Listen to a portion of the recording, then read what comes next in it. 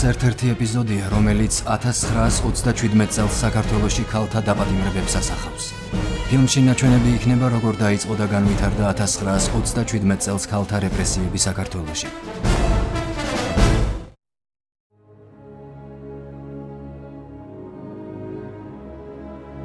1924 წელს, ლენინის გარდაცვალების შემდეგ, საბჭოთა იმპერიის სათავეში სტალინი მოვიდა.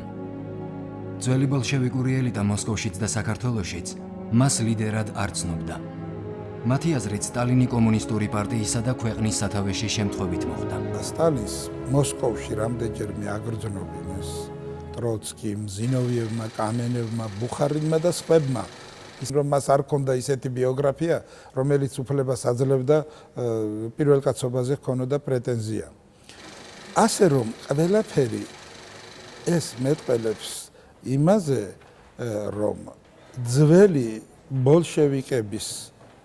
ბოლშევიკური ელიტის განადგურების გარეშე სტალინის მმართველობა დასრულდებოდა. ან სტალინი უნდა დარჩენილიყო პირველ კაცად და დიქტატორად, ან მას ამაზე უარი უნდა ეთქვა და მაშინ სხვები მოვიდოდნენ ქვეყნის სათავეში. არჩევან სტალინი, რა თქმა უნდა, თავის სასარგებლოდ გააკეთებდა. გადაწყვეტილება მიღებულია. ძველი ბოლშევიკები პოლიტიკური ასპარეზიდან უნდა წავიდნენ. ფილიპე მახარაძის, სამსონ მამულიას, მამიორა ხელაშვილის, ლევან ყოღობერიძის და სხვები ეს ერთი ხელის დაკვირით თავიდან მოცილება არ შეიძლება. მასის დამუშავება ადვილი იყო, რაც შეეხება ძნელი იყო დამუშავება ქართული ინტელიგენციისა. ამიტომ ის უნდა მოესპოთ იმ პოლიტიკურ და საბჭოთა ელიტასთან ერთად. 1927 წლის 15 მაისს საქართველოს კომუნისტური პარტიის მეათეყრილობაზე ლავრენტი ბერიამ საქართველოში აღმოჩენილ ტროცკისტულ ტერორისტული დაჯგუფებების შესახებ მოხსენება გააკეთა. ამხანაგებო აღმოჩენილი და გამოვლენილია მოღალატე ტროცკისტების ტერორისტული ბანდა, რომელიც ამხანაგ სტალინისა და სხვა ბელადების წინააღმდეგ გეგმავდა ტერორისტულ აქტებს. ამ ტერორისტულ ცენტრში შედიოდნენ პარტიაში შემძვრალი მოღალატეები. მათი მიზანი საბჭოთა კავშირის დანგრევა, საქართველოს ეგრეთ წოდებული დამოუკიდებლობის გამოცხადება და ბურჟუაზიული წყობის აღდგენა იყო. 1927 წლის ზაფხულიდან დაიწყო საბჭოთა კავშირის გაწმენდა მრავალრიცხოვანი ჯაშუშურ ტერორისტული ელემენტებისგან. იმის დასამტკიცებლად, რომ არავის დაინდობდნენ, იმავე წლის 15 აგვისტოს გამოქვეყნდა საბჭოთა კავშირის შინაგან საქმეთა კომისრის ეჟოვის ბრძანება სამშობლოს მოღალატე პირთა ცოლების გადასახლების შესახებ. 1927 წლის 15 აგვისტო, ქალაქი მოსკოვი. ამ ბრძანების შესრულებისთანავე შეუდექით სამშობლოს მოღალატეთა ცოლების რეპრესირებას დაწყებული 1936 წლის 1 აგვისტოდან. შეგროვებული მასალების საფუძველზე შედგენილ იქნას ცალკე მოკლე ცნობები ასაკით 15 წელზე უფროსი ბავშვების შესახებ, რომლებიც სოციალურად საშიშნი არიან და შეუძლიათ ჩაიდინონ ანტისაბჭოთა მოქმედება. დაპატიმრებულთა მთელი პირადი ქონება ჩამორთმეულ იქნას, დაილუქოს დაპატიმრებულთა ბინები. ყოველ დაპატიმრებულ ცოლსა და სოციალურად საშიშ ასაკით 15 წელზე უფროს ბავშვზე შეიქმნას საგამოძიებო საქმე. სამშობლოს მოღალატეთა ცოლები დამწყვდეულ იქნან ბანაკებში სოციალური საშიშროების ზომის შესაბამისი ვადით, არანაკლებ 5-დან 8 წლისა. სამშობლოს მოღალატეთა ცოლებს ჩესეირები უწოდეს, რაც ასე იშიფრებოდა: ჩლენი სიმი იზმენიკა როძინე. 1927 წლის შემოდგომაზე რეპრესიებმა პიკს მიაღწია. ყოველღამე ათობით ადამიანს აპატიმრებდნენ. არავინ იცოდა, ვინ იქნებოდა შემდეგი. საკუთარი თავისაც მცხენია ამას რომ ვამბობ, მაგრამ ვამბობ იმიტომ რომ ეს ფაქტია. მაშინ მანქანა თბილისში ძალიან ცოტა იყო. ღამე მანქანა რო ჩაივლიდა ჩვენ ქუჩაზე, მე და დედაჩემი ვჯდებოდით ლოგინში. გესმით? და ჩვენ სახლს რო გაუვლიდა მანქანა, ჩვენ ძალიან ბედნიერები და კმაყოფილები ვიყავით და დავწვებოდით და ვაგრძელებდით ძილს.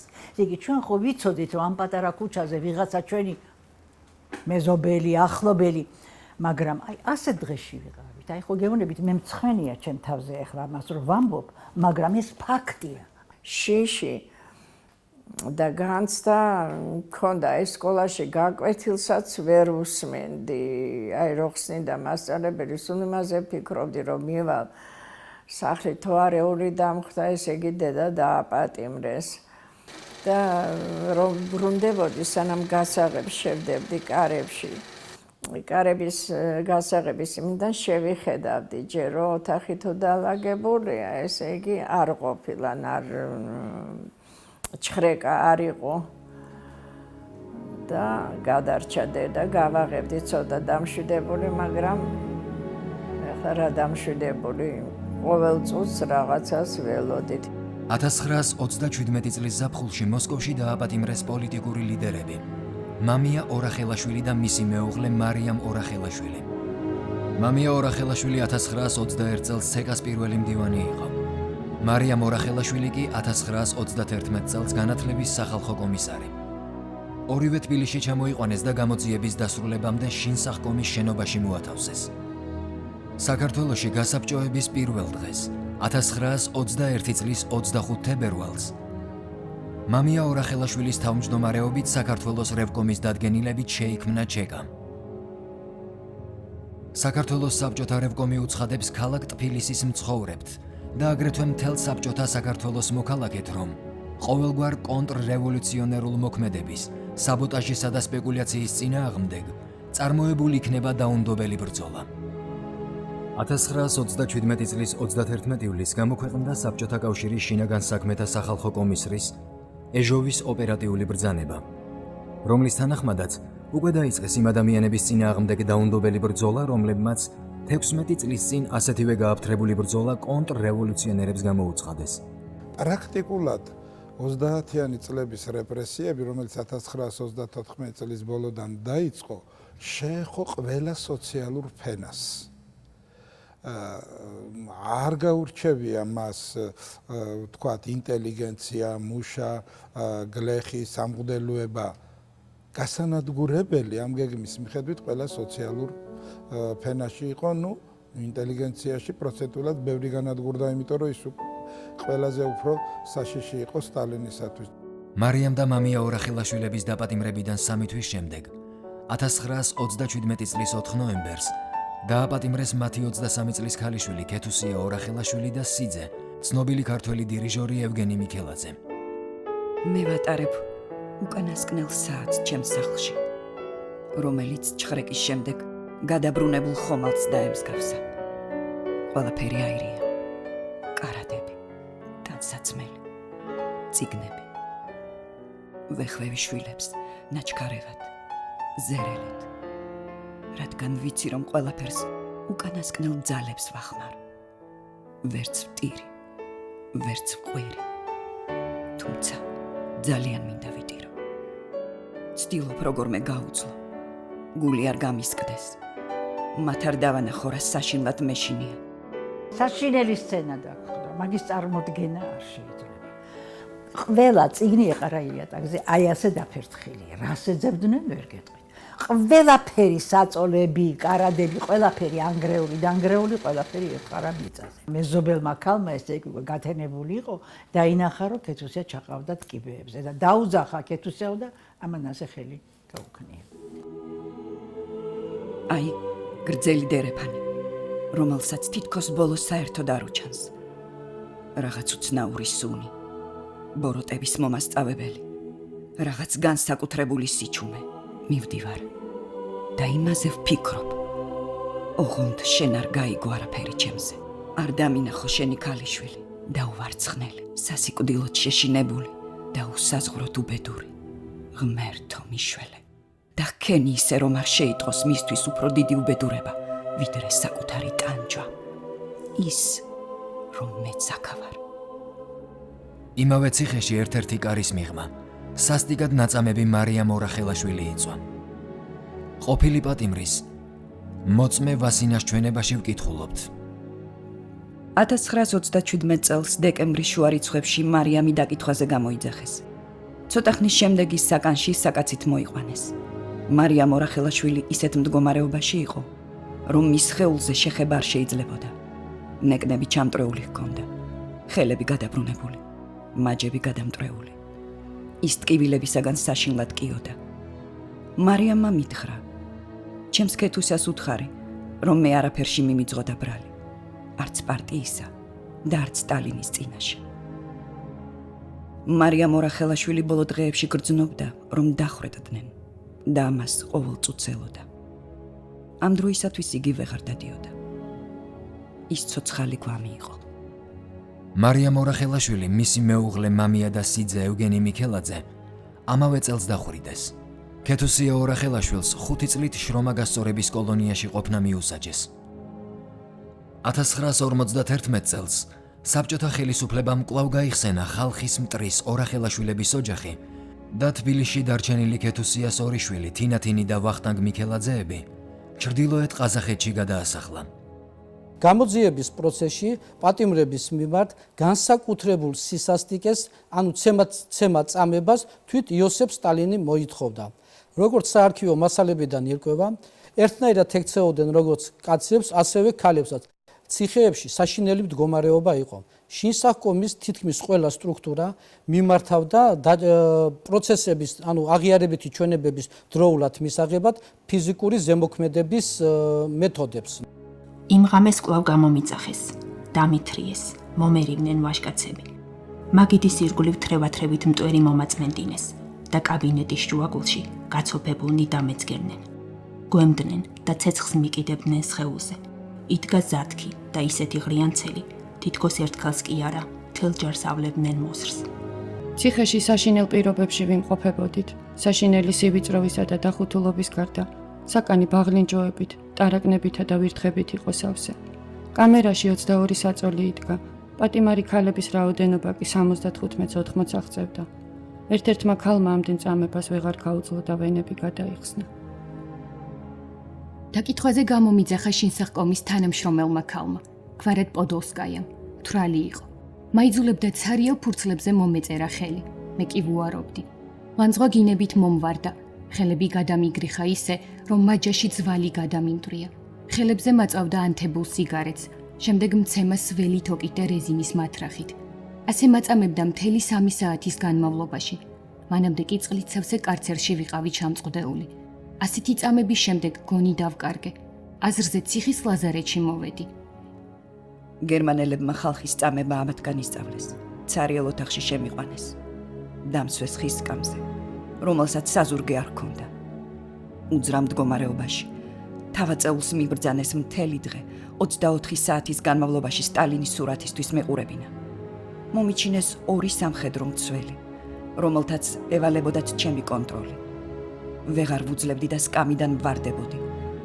ძირს დავარდნილს კი იქ მყოფი სამხედროები ფეხებს მირტყამდნენ და ჩექმის წვერით ამოწმებდნენ.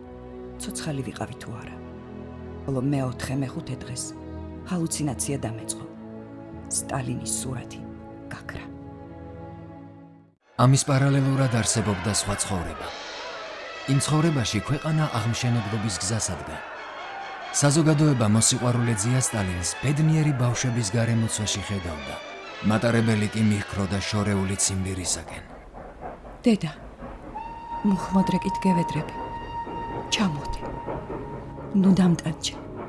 ნუ მომკალილოდინით. ნუ თუ ამდენი შებრალება არ აქვს და იმდენად შეგძულდი, რომ ერთხელაც არ ჩამოხვედი. შენ რაღაც საქმეების გამო არ ჩამოდიხარ და არ შეგიძლიან ერთი წუთით ჩამომხედო. თუმცა შენზე გაბრაზებული ვარ. მაინც გაკოცებ იმდენს, რამდენი ცრემლიც ჩამოდის და ჩამოსვლია ჩემს თვალებს. და რისთვის შენ თვითონ იცი. შინსახკომში გატარებული ჯოჯოხეთური დღეებით ქალების წამება არ სრულდებოდა. ძალდატანებითი აღიარების შემდეგ დედები და ბავშვები ნათლუხის სადგურიდან ღამით შორეულ ბანაკებში სატვირთო ვაგონებით მიჰყავდათ. ფიცრებით შეჭედილ ვაგონებში გაუსაძლისად ციოდა.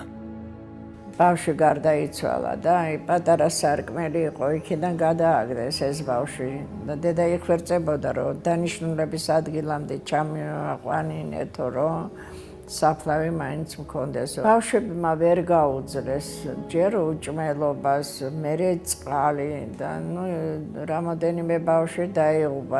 ტყვეთა ბანაკები მთელ საბჭოთა კავშირში იყო გაბნეული, ყველაზე მეტი ყაზახეთსა და ციმბირში. დანიშნულების ადგილზე ჩასულ ქალებს, გარდაცვლილი ჯარისკაცებისა და მუშების ნახმარ ძველმანებს, ბუშლატებს, ქუდებს, ბოტებს და ხელთათმანებს აძლევდნენ. 25-35 წლის ქართველი ქალები 40 გრადუსიან ყინვაში უმძიმეს სამუშაოს ასრულებდნენ. იყო ძირითადად კიდევ ტყის ჩეხვა სხვადასხვა ბანაკში, სადაც არ იცოდნენ როგორ უნდა ეხმარათ ხერხი. ამ სამუშაოზე ქალებიც გაყავდათ და კაცებიც განურჩევლად. ამიტომ ხშირი იყო, რომ ზოგს ხელი ჰქონდა ამ ხერხის წყალობით მოხერხილი, ზოგს ფეხი და ნახევრად ინვალიდების ბანაკი იყო. ამ უბედურ სივრცეში მდინარის ახლად მოთოვლილ ყინულზე მიდიოდა 14 ქალი.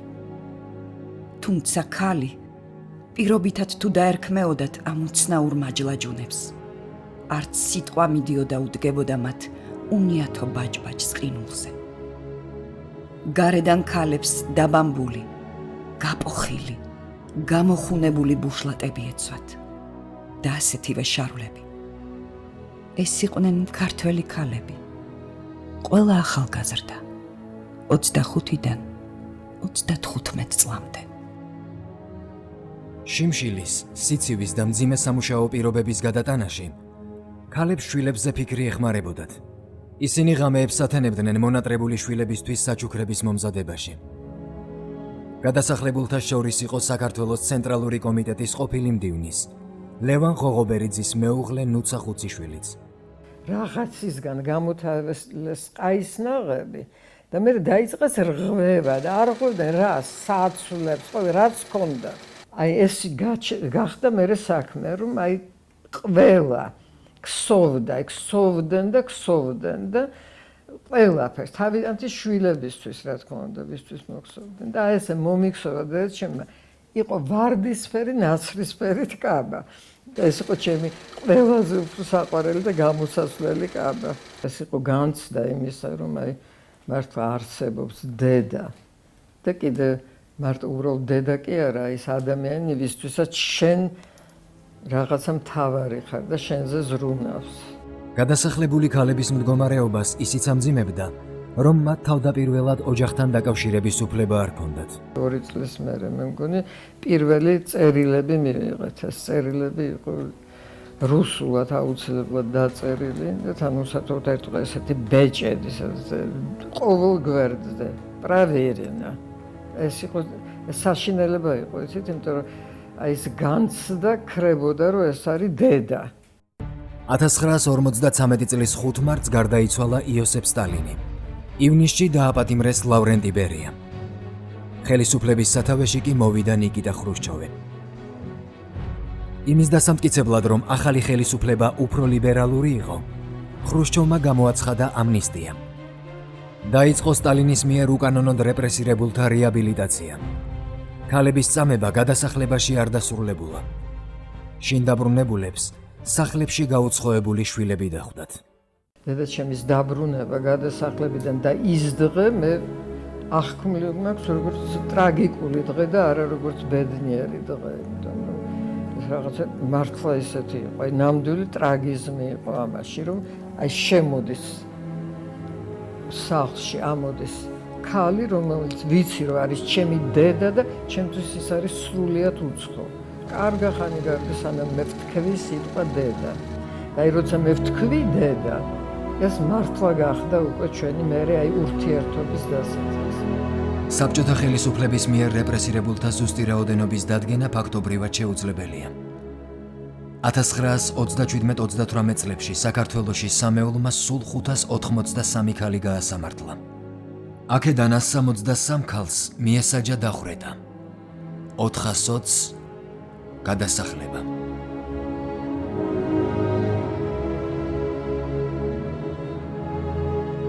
ვის დასჭირდა და რატომ მოხდა ყოველივე ეს? ჩვენ თავს ვიმტრევდით. ცდილობდით გაგვერკვია მომხდარის მიზეზი, თუ მიზანი. ცდა ამაო იყო. იქნებ მომავალმა თაობამ შეძლოს სიმართლის გარკვევა.